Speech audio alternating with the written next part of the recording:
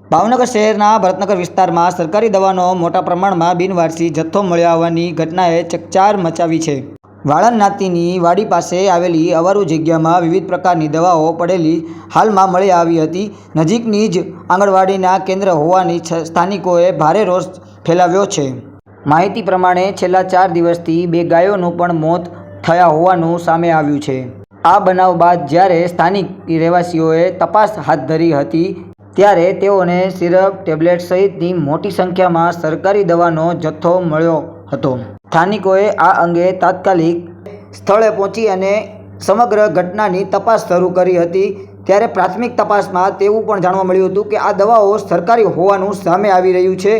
જાઓ કે આ દવા કોણે અને શા માટે અહીં ફેંકી હોય તેવું પણ એક સવાલ ઊભો થયો છે। તેના માટે મોટા સવાલો ઊભા થયા છે।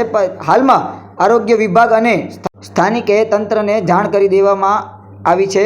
સ્થાનિક રહેવાસીઓએ પણ મામલે સખત તપાસ હાથ ધરવાની પણ માંગ કરી છે।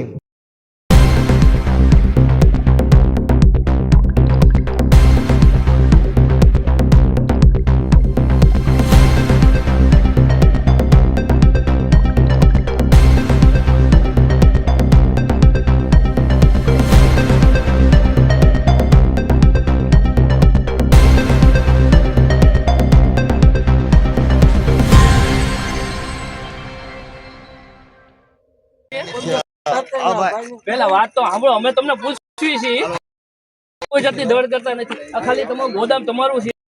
દવા કોની છે? તમારે ત્યાંથી દવા લેવા આવે ને એ જ પડીકા છે। ગવર્નમેન્ટ ગુજરાતની આખા સિમ્બોલ છે। બીજા કઈ અમારી પાસે ગાય ગુજરી ગઈ છે। ગાય 2 ગાય વહી ગઈ છે અમારે।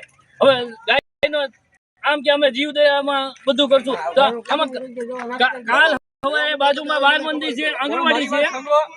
આ દવા તો કઈ શરત ભટની મળે નહીં। મારી વાત બાજુમાં આંગણવાડી છે, આંગણવાડીમાં સરકારનો ન્યા ઓલો સિમ્બોલ મારેલો છે। ઓલા પડીકા જે આપણે લઈએ છીએ તમને એવું નહીં કહેતા તમે નાખી દો। હા એમ કોને નાખી ગોતો। આમાં એવું છે પાછું સિમ્બોલ ગુજરાત ગવર્નમેન્ટ નું મારેલું છે દવામાં, કારણ કે સરકારી દવા છે બધી।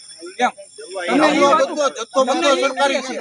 બાજુમાં બાળકો ટાંકડિયા પી ગયા હોય તો હું થાય? આ તો ગાય મુંગુર જાણવા બહુ યુ છે। આંગણવાડી કેન્દ્ર પાછળ આવે આ તો ગાયનું મુંગુર જાણવા।